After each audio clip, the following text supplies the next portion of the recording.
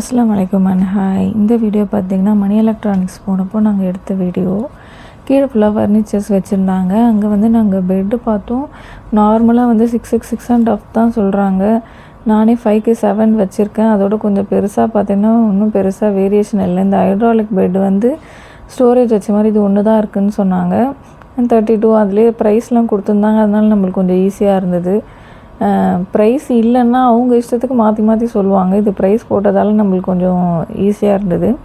Next பார்த்திங்கன்னா stove கொஞ்சம் நல்லா வச்சுருந்தாங்க. கலெக்ஷன்ஸ் ஒரு 2-3 மேட் ஃபினிஷ் எனக்கு பிடிச்சிருந்தது. ஆனால் ரெண்டுமே கிளாஸ் தான். ஆனால் இது கொஞ்சம் லுக்காக இருக்கும். அது வந்து நம்ம கிளாஸுன்னு தெரியாது, உத்து பார்த்தா தான் தெரியும். பட்டு யூசேஜை பொறுத்து தான் இருக்குது.